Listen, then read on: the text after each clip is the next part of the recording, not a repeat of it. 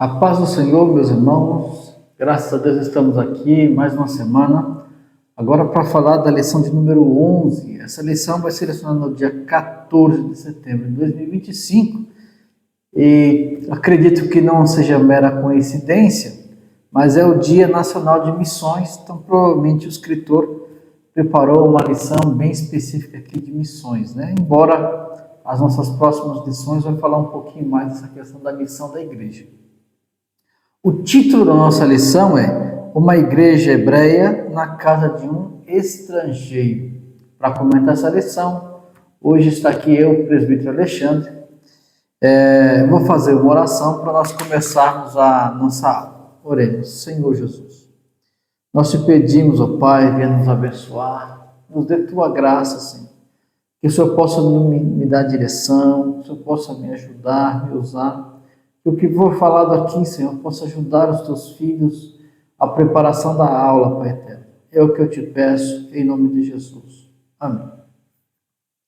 O nosso texto áureo se encontra em Atos, capítulo 10, versículo 47, diz assim: Respondeu então Pedro: Pode alguém porventura recusar a água para que não sejam batizados estes que também receberam, como nós, o Espírito Santo? A verdade prática diz assim: o episódio da igreja hebreia na casa do gentil Cornélio demonstra que Deus não faz acepção de pessoas. Aí nós temos aqui a leitura diária, depois nós temos a leitura bíblica em classe, que se encontra em Atos 10, versículos 1 ao 8, depois os versículos 21 ao 23 e os versículos 44 ao 48. E aí eu aconselho aos professores a ler o capítulo 10 inteiro. É importante aqui, acho que tem pontos que a gente adquire melhor aqui o contexto, né? Todo o contexto desse capítulo. Entrando no plano de aula, eu quero fazer a leitura aqui dos objetivos da lição, que é mostrar que Deus incluiu os gentios em seu plano de salvação, ressaltar que a salvação é oferecida a todos que creem em Jesus, independentemente de sua origem étnica ou cultural. E o 3, enfatizar a obra do Espírito Santo como confirmação do agir de Deus entre os gentios, demonstrando que o Pentecostes não foi exclusivo dos judeus. E aí nós temos aqui algumas coisas. Eu queria citar o método, sugestão de método, que é a letra C, embora seja, não vai, se a gente fizer aqui, ele está sugerindo, ele nos sugere o método comparativo reflexivo, ou seja, nós vamos fazer duas colunas, vamos dizer assim, numa cartolina, ou numa lousa, ou numa folha, e colocar de um lado o que aconteceu no dia de Pentecostes, e do outro lado, o que aconteceu na casa de Cornélio, e comparar as evidências para mostrar que, olha, embora o cenário seja diferente, mas muito do que aconteceu tem a ver, tem igualdade, né? É semelhante, e a partir dessa semelhança, identificar ou pensar, raciocinar, refletir sobre o que implica o batismo com o Espírito Santo na vida das pessoas. No caso aqui, a ponto de os discípulos disserem: olha, nós até aqui estamos achando que gentio não pode participar do cristianismo, não o cristianismo, né? Mas dessa nova forma de crer, isso é para judeu. Mas a partir desse momento, abriu-se a mente. Assim como nós recebemos o Espírito Santo, eles também receberam. Então, eles batizaram em águas. Então, aqui nós temos algo muito importante em reflexionar e refletir um pouquinho sobre isso. Inclusive, é uma abertura para nós entrarmos na lição, tá certo? O comentarista coloca que esse ponto aqui é mais importante, é uma forma de introduzir o tópico 3, né? Então, isso é importante. Nós temos aqui, seguindo em diante, nós temos a introdução. Na introdução, eu queria destacar só o finalzinho, que ele fala assim, ó. Lucas destaca em seu livro que os gentios foram salvos e receberam o dom do Espírito da mesma forma que os judeus no Pentecostes. Isso é importante. Então, um pouquinho disso que eu falei, a sugestão de método e destacar esse ponto que ele fez questão, né? Acho que a forma como Lucas pontuou isso, e destacando que, olha, assim como nós recebemos, eles também receberam. Então isso é importante. E ao longo da lição nós vamos estudar um pouquinho, conversar um pouquinho sobre isso. Entrando aqui, irmãos, no ponto 1, nós temos a revelação de Deus aos gentios. Esse ponto 1 está dividido em 3 subitens, que é a visão de Cornélio, 2, a experiência espiritual de Pedro, e 3, a urgência da pregação do Evangelho.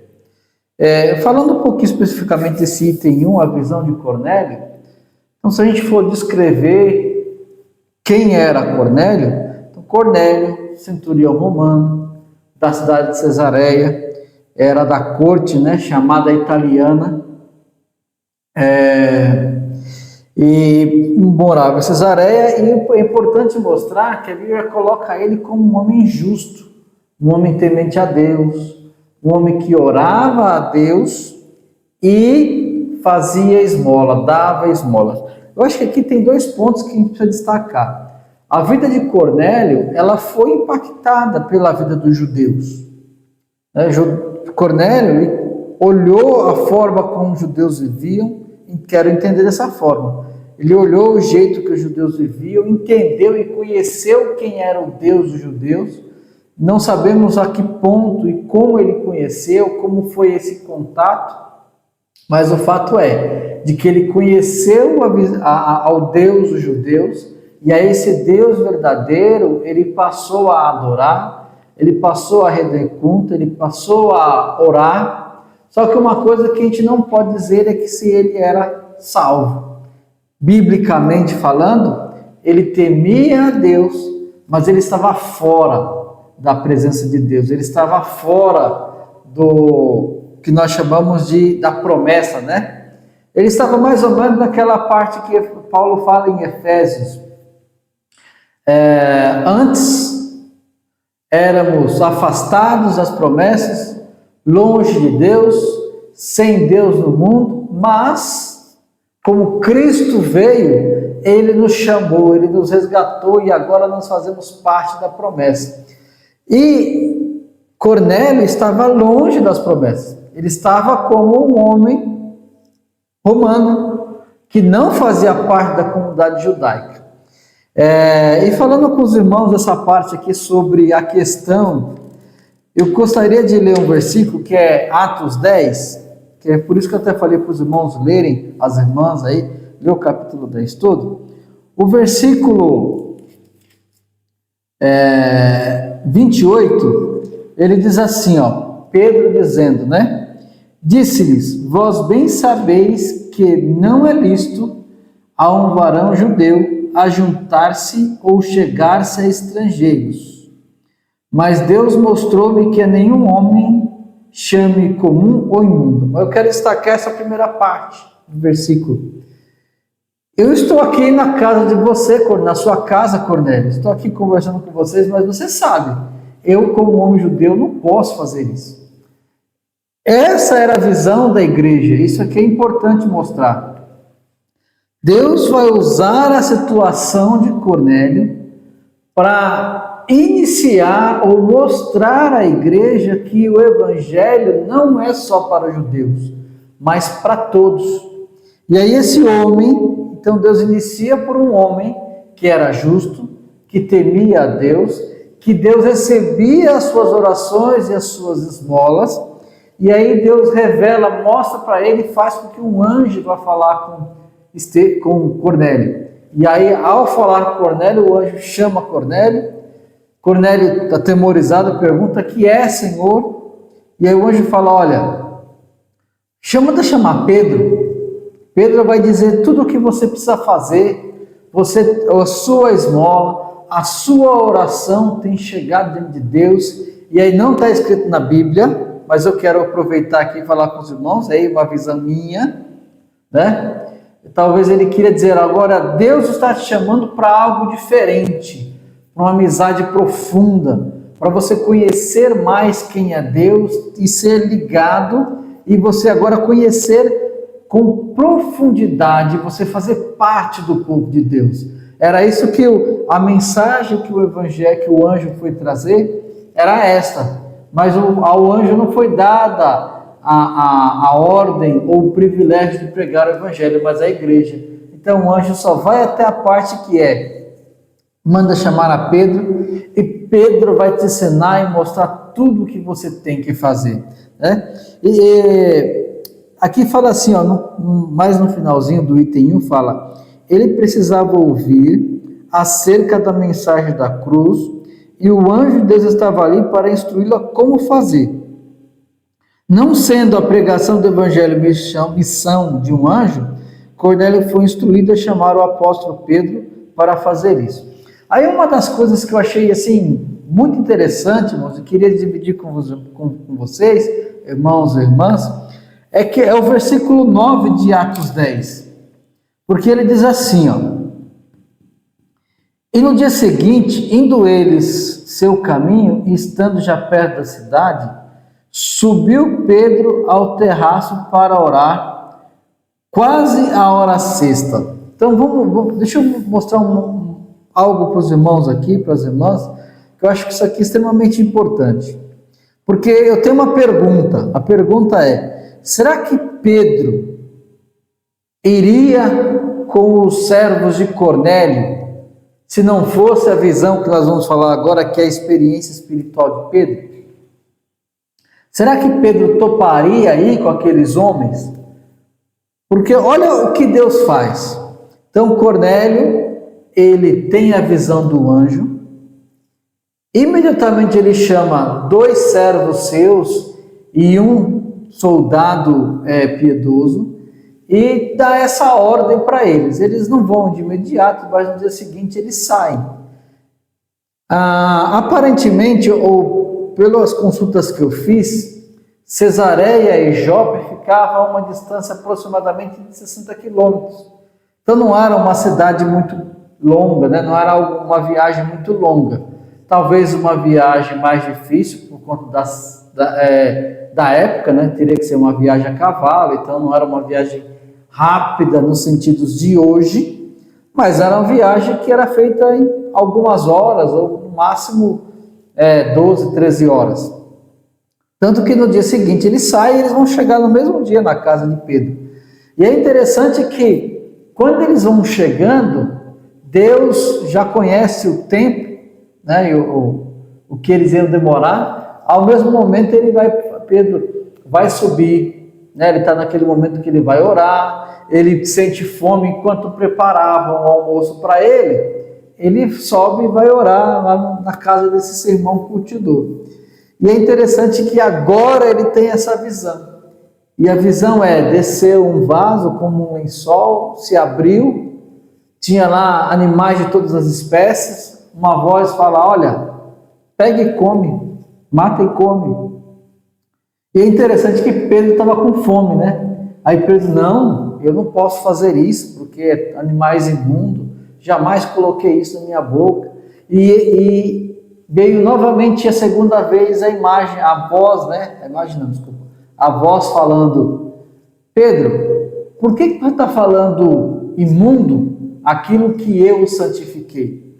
E essa cena do lençol descendo, a voz falando come, bebe, o que dá a entender que isso aconteceu e se repetiu por 3 vezes. E depois que isso aconteceu, a visão foi embora, sumiu, e ele ficou pensando, o que pode ser isso?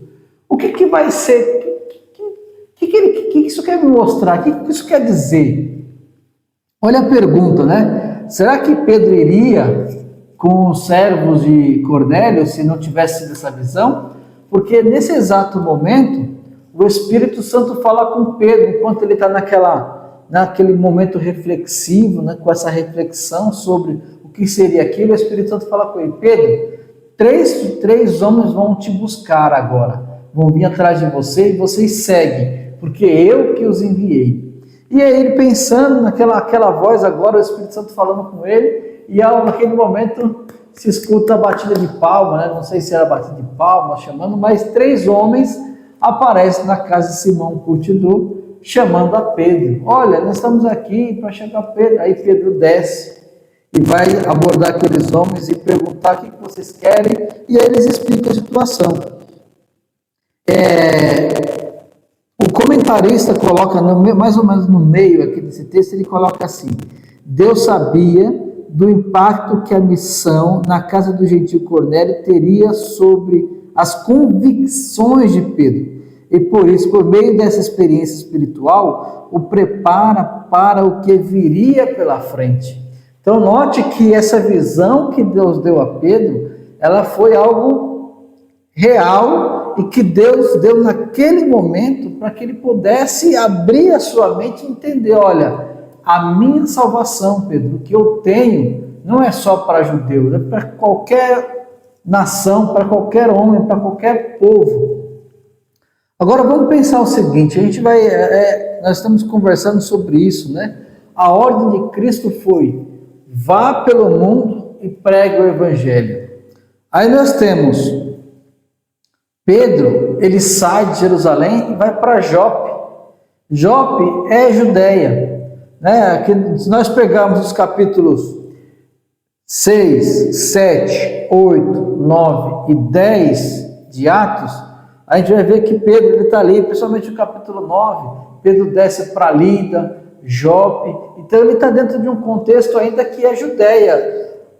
O versículo 31 do capítulo 9 é interessante que ele fala assim, ó: assim, pois, as igrejas em toda a Judeia e Galileia e Samaria tinham paz e eram edificadas e se multiplicavam, andando no temor do Senhor e na consolação do Espírito Santo. Então, olha bem, irmãos. Por mais que a igreja estivesse crescendo, ela não estava saindo daquela região que hoje nós conhecemos por Palestina. Ela estava na Judéia, Samaria e Galileia. Tudo região de judeu. Tirando Samaria, que tem aquela questão, né? Embora não é aquela questão do judeu, mas nós estamos falando de um povo misturado, de um povo que está dentro daqueles limites do que é a religião judaica, naqueles limites do que é o poder dos judeus, aquela vida judaica, é essa região. A igreja não tinha saído dali ainda. E aí Deus agora começa a abrir a mente dos discípulos. Deus começa a fazer algo para que eles entendam que o evangelho de Jesus é para todo mundo. Veja bem, quando ele fala aqui, nós entramos nessa parte aqui da urgência da pregação do evangelho, fala assim no começo: Deus ainda pode revelar a alguém o seu plano salvífico, de forma excepcional, inclusive usando anjos eleitos, como fez na casa de Cornélio. Contudo, essa não é a maneira usual do Senhor trabalhar. Isso aqui é muito importante. Aí ele vai falar assim, porque a visão bíblica, a verdade bíblica vai mostrar que Deus quer salvar todos. Mas como? Através da igreja. A igreja precisa pregar o evangelho. E aí eu acho importantíssimo isso aqui, porque Deus faz questão de enviar o anjo. Mas o anjo vai dizer, ó, manda chamar a Pedro. E o comentarista colocou no final algo muito importante. Nós não temos que esperar anjo vir revelar para alguém. Deus pode fazer isso? Pode. Ele faz isso ainda hoje? Eu tenho certeza que ele faz isso ainda hoje. Mas não é dessa forma que ele quer. Ele quer a igreja. E a igreja não tem que esperar anjo, porque Deus já nos deu a ordem de fazer a pregação do evangelho. Então, nesse contexto de Cornélio, fica muito claro que a igreja é quem precisa pregar. Foi dada à igreja a questão de iniciar e ir atrás das almas e abrir a porta para o perdão de pecados dessas vidas. Então, irmãos, está nas minhas mãos, está nas suas mãos, professor, professora. Passe isso aos alunos, está na nossa mão como igreja, fazer esse papel de evangelização. Aí, entrando no segundo ponto, que nós vamos falar aqui sobre salvação dos gentios, eu quero, antes de comentar isso, eu quero fazer um comentário aqui sobre o momento que a igreja vivia em Jerusalém ou na Judéia, na Galiléia, aqui em Samaria, como nós lemos. Então é muito importante nós pensarmos o seguinte: nós estamos falando do dia de Pentecostes até esse capítulo 10, nós estamos falando aqui na média de 7 anos, de 5 a 7 anos, tá bom? É claro que eu não tenho aqui dados, livros para falar para os irmãos, mas é pesquisa do Google, essas coisas, tá bom? É só para a gente ter uma ideia. Então nós estamos falando de uma média aqui de 7 anos. E o que aconteceu dentro desses 7 anos? Que ao ler o livro de Atos, é muito importante que a gente tente identificar alguns momentos da igreja. Primeiro, nós estamos falando de uma igreja que ela estava basicamente limitada a Jerusalém. E sempre falando de judeu para judeu, com judeu contra judeu. E a primeira vez que a gente encontra algo que foge um pouquinho da questão do judaísmo, de judeus, ou já começa a ter eu vou usar a palavra intriga, mas me entenda que já começa a ter essa divergência entre judeu e não judeu, no capítulo 6, que é quando surgem os primeiros diáconos. E qual que é o contexto? Os judeus de língua hebraica, as viúvas desses judeus, as viúvas que falavam hebraico, elas estavam sendo priorizadas na hora de entrega de alimentação em relação às viúvas que falavam a língua grega. Ou seja, já começa a ter nosso linguajar hoje, aí até me desculpe, irmãos, já começa a ter uma puxada de sardinha aqui, né? Já vai tendo uma tendência para quem é judeu, então isso já vai começando a aparecer na igreja, essa questão de que, olha, gentio não tem nada a ver com isso, gentio não serve. E nesse ponto 2 está dizendo que a salvação dos gentios, através da pregação aos gentios, da conversão dos gentios, o evangelho é para todos, mas a gente já começa a enxergar essa divisão na igreja. E aí o que acontece? A igreja continua a prosperar, né? Vem a questão de vem a questão de Estevão. Através de Estevão surge uma perseguição muito grande na igreja. Então, nós estamos falando aqui o capítulo 10 com o capítulo 6, 7, ele está dentro de uma mesma época, talvez aqui falando-se de 2 anos, 1 ano, ou situações, posso dizer, até paralelas, porque acontece, a partir daquele momento que Estevão morre e se levanta essa perseguição com a igreja começa a sair dos seus limites. Só que os limites da igreja agora é Samaria, Galiléia.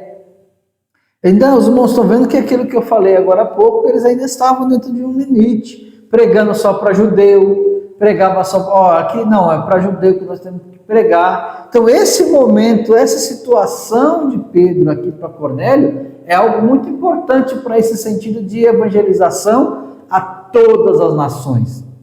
Aqui é algo extremamente importante. Então se continua, né? Cornélio, total. Aí o que acontece? Nós temos algumas situações que acabam sendo meio que paralelas.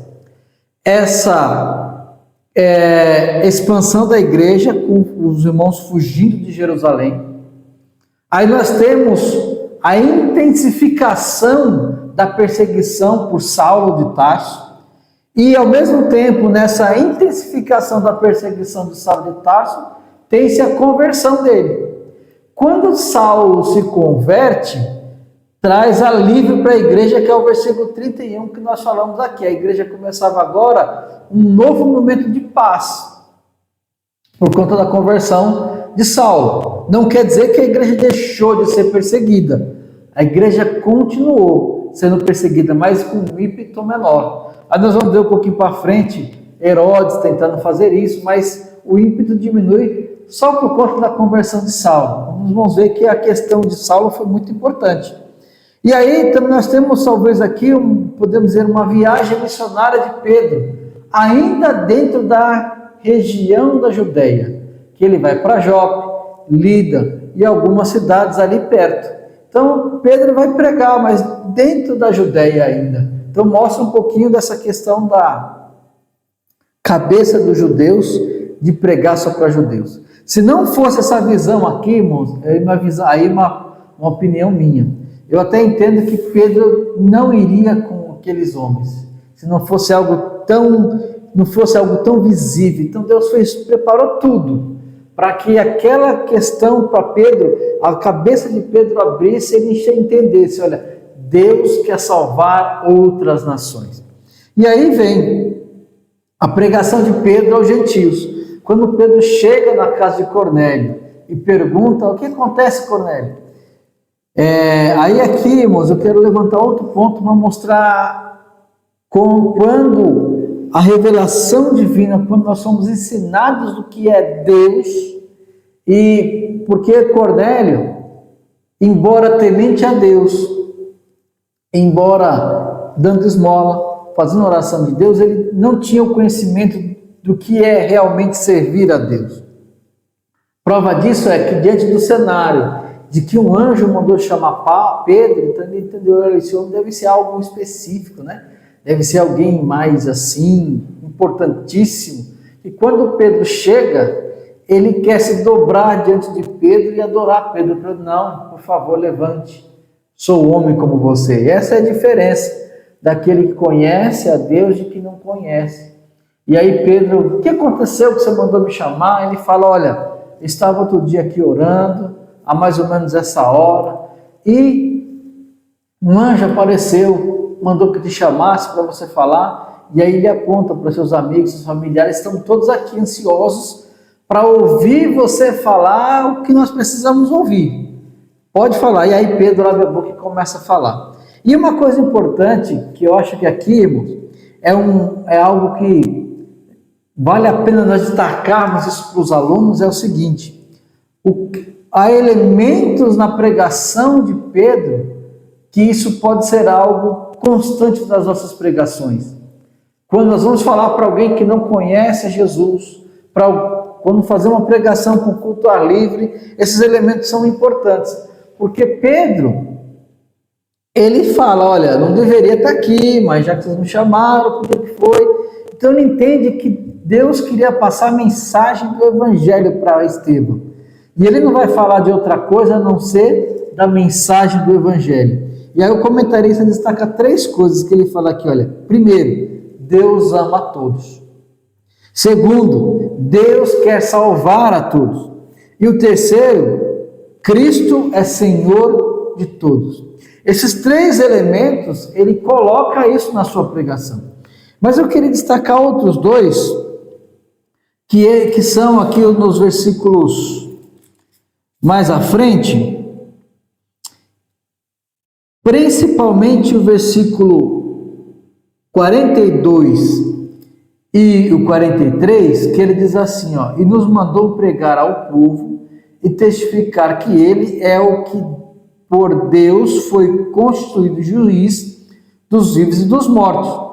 A este dão testemunho todos os profetas de que todos os que nele todos os que creem receberão o perdão dos pecados em seu nome. Então, ele destaca isso, olha, todo aquele, porque veja bem, ele começa dizendo que eu agora estou entendendo que Deus ama a todos, agora eu estou entendendo que Deus quer salvar a todos, e eu estou entendendo que o Senhor, que Jesus, que Cristo é o Senhor de todos, mas por quê? Ele quer que todos recebam o perdão dos pecados. Então isso fica muito claro, ele coloca isso, Pedro segue a sua pregação, o seu momento de ensino, ou a sua palestra para aqueles homens, colocando todos esses itens. Vai falar da ressurreição de Jesus, vai falar que os homens mataram Jesus, mas que Deus o ressuscitou, que eles eram testemunhas da ressurreição de Jesus.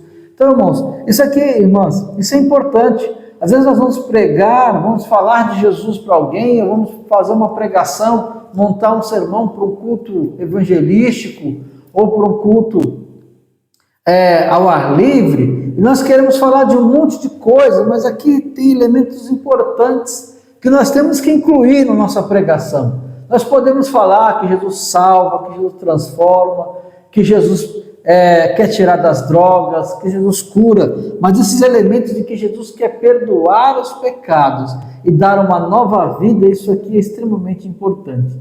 Agora, olha só que interessante, enquanto eles estavam pregando, desceu o Espírito Santo sobre eles. Isso tem um ponto-chave importante que nós vamos falar aqui no terceiro ponto, mas antes de entrar nesse item, eu quero só reforçar a questão de que a pregação de Cristo é arrependimento. Quando ele fala na conversão dos gentios, ele fala assim, a mensagem da cruz é um chamado ao arrependimento. Todos os que arrependidos creem em Cristo serão perdoados e, portanto, salvos.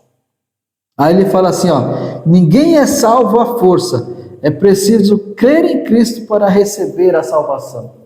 E é essa mensagem, irmãos, que nós temos que levar aos gentios, levar a todo mundo. Nós falamos aos gentios, mas nós temos que levar a judeus, nós temos que levar a grego, a servos, a escravos, a livres, a todos os homens e mulheres dessa terra, essa mensagem de que Cristo perdoa pecados, de que Cristo quer nos perdoar e nos fazer tornar ao nosso Deus. E essa é a mensagem.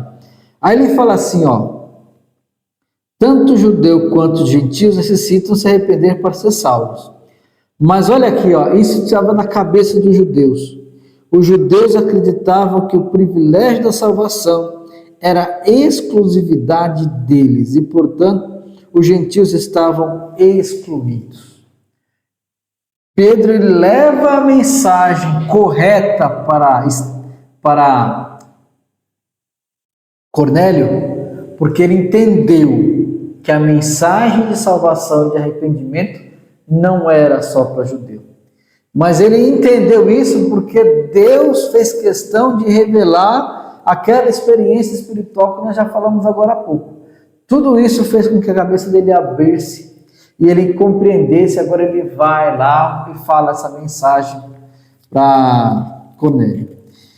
Continuando aqui, entrando já no ponto 3, que é o Espírito derramado sobre os gentios.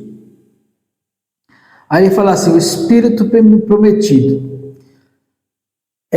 Aqui, irmãos, o que é importante a gente destacar e aí falando aqui um pouquinho no método de sugestão lá do plano de aula, se nós compararmos o dia de Pentecostes com esse dia, é como se fosse um segundo Pentecostes apenas para os gentios. Agora, olha o cenário que Deus preparou para fazer isso e mostrar que ele também queria salvar os gentios. Ele chama Pedro, e Pedro leva alguns homens de Jope, Pedro leva alguns homens de Jope com ele. E eu gostei, eu quero até pontuar aqui na nossa revista, o versículo 45, porque ele fala assim, esses homens de Jope que Pedro levou com ele, olha o que Lucas descreve sobre eles. E os fiéis que eram da circuncisão, todos quanto tinham vindo com Pedro. Ou seja, Lucas ele faz questão de mostrar e os fiéis que eram da circuncisão. Veja bem, nós vamos falar um pouquinho lá no concílio no capítulo 15, Pedro retoma esse tempo, esse fato, esse derramar do Espírito sobre os gentios para provar que não era necessário, que os gentios também foram salvos, foi dada a eles a oportunidade, aquela discussão com Pedro, mas com Paulo, mas vamos notar o seguinte, que Paulo, ele foi muito enfático quando ele dizia os da circuncisão, que eram da circuncisão, porque começou-se a dividir a igreja de uma forma muito nítida, que havia um grupo que entendia que ou o gentio não poderia se converter, ou se esse se convertesse, tinha que seguir a circuncisão, tinha que começar a cumprir lei. E quando Lucas escreve que esses fiéis que foram eram da circuncisão, isso mostra muito que eles foram, mas eles também talvez foram muito assim, olha, Pedro, o que você vai fazer lá, Pedro? Pensando no nosso lado humano, né, irmãos? Aqui eu estou pensando muito no nosso lado humano. Pedro, você vai fazer o que lá? Ele é romano, é um centurião romano, como é que nós vamos para lá? E Pedro, não, vamos.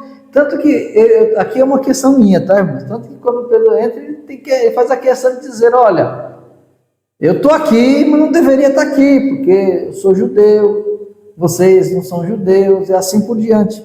Mas, quando Pedro não termina, mas enquanto Pedro estava fazendo sua pregação, e o Espírito Santo desceu sobre aqueles homens, e eles viram eles falando novas línguas e glorificando a Deus, aqueles homens da circuncisão se maravilharam com aquilo. E quando Pedro falou, olha, como é que nós vamos negar água para esses homens, se o Espírito Santo, se eles receberam o Espírito Santo como nós?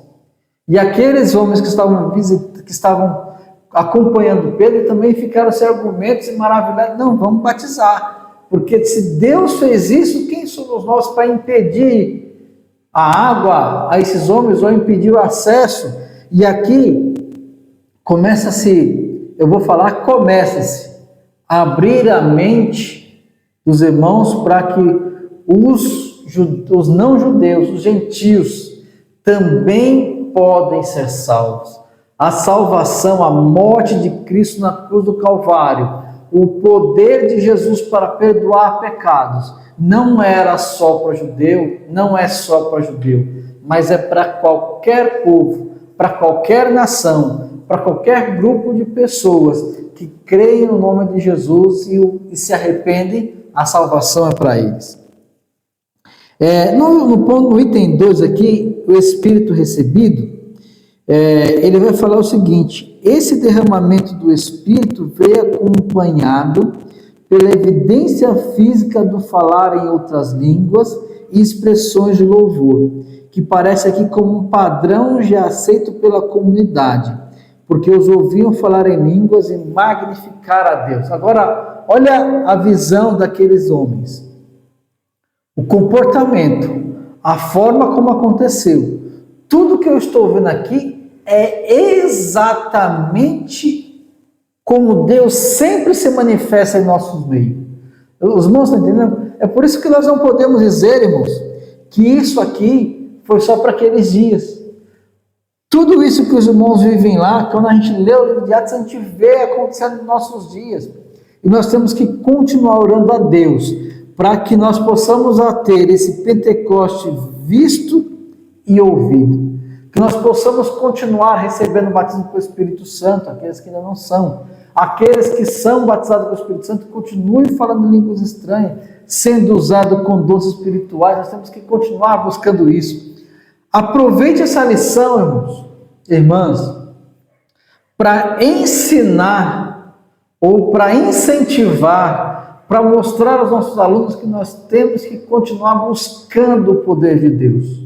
Nós temos que continuar buscando que o Senhor batize mais com o Espírito Santo, que nós possamos ter mais interpretação, que os dons de curar, que os dons de maravilha possam operar no nosso meio. E aí nós temos que colocar a nossa vida diante de Deus e buscar, porque o Espírito Santo vai atuar nos nossos dias.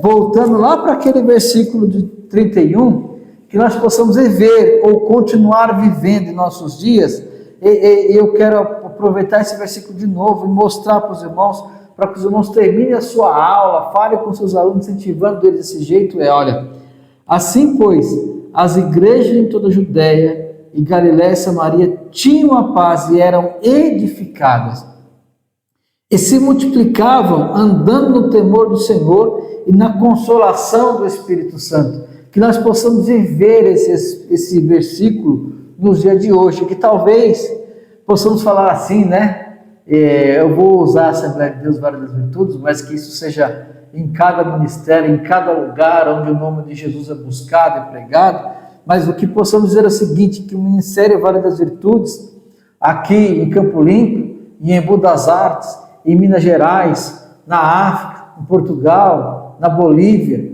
né? Aonde nós possamos chegar, que nós possamos se multiplicar, andando no temor do Senhor e na consolação do Espírito Santo, que a igreja possa prosperar através da ação e obra do Espírito Santo. É esse o meu desejo, espero que o que eu tenha falado aqui, irmãos, possa ajudá-las no preparo da sua aula e que o Senhor possa continuar nos abençoando em nome de Jesus.